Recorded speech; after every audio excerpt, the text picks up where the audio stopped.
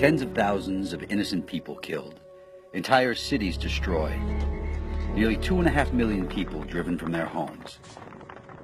South Sudan, the world's newest nation, is being torn apart by a horrific civil war fueled by massive corruption. Two men, South Sudanese President Salva Kiir and former Vice President Riek Machar, command forces responsible for mass rape, child soldier recruitment, and massacres of civilians.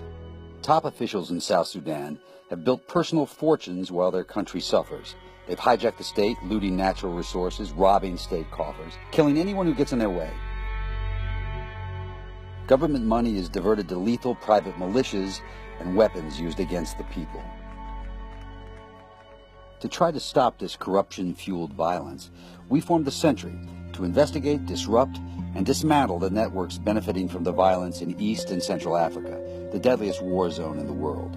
Even the president of South Sudan has called corruption in his own government the cause of this war. Some of these ministers have bought apartments, they have bought very beautiful houses, villas. They are hiding it in Kenya. You know this. And they have refused to reveal. Beautiful houses, hidden wealth, he should know. President Kiir's official salary is $60,000 a year, but among the Kiir family getaways is this elegant villa in Lavington, an upscale community in Nairobi, Kenya. The president's family has lived in luxury outside the country. They post videos partying in five-star hotels, driving expensive cars, and jet-setting around the world, while average South Sudanese are living through hell. How did they take this money there to buy?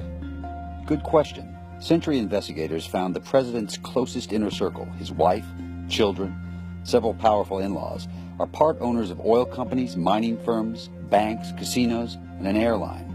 They left a trail of insider deals, corrupt contracts, and outright fraud. One company, owned by the president's in-laws, stole millions of dollars that were supposed to buy food for hungry citizens. They're also in a murky venture with a major multinational oil company, Petronas. One of the in-laws in that oil partnership, the president's brother-in-law, is a major general in the army.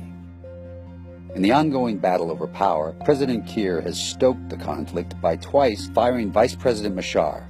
Yet Machar is no innocent victim. He's been playing the same dirty financial game. Machar tried to sell off the country's oil to a Russian arms dealer in return for deadly weapons, while his family lives in different homes outside South Sudan, far from the war zone. And now his family stays here, in Lavington, in the same neighborhood as President Kiir. Our Sentry investigators found evidence of international complicity at every turn. These officials could not continue to loot and kill without the help of an array of international facilitators, not just secretive Russian arms dealers, but also international bankers, businessmen, and lawyers. These war profiteers are stealing from some of the poorest people in the world.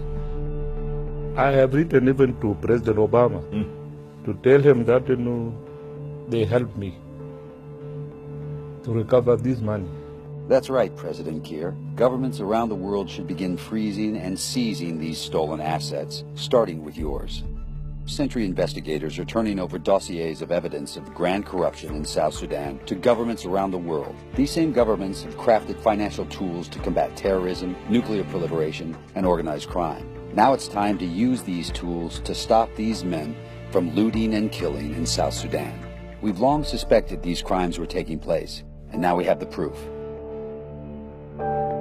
We have the moral obligation and the power to do something about it. War crimes shouldn't pay.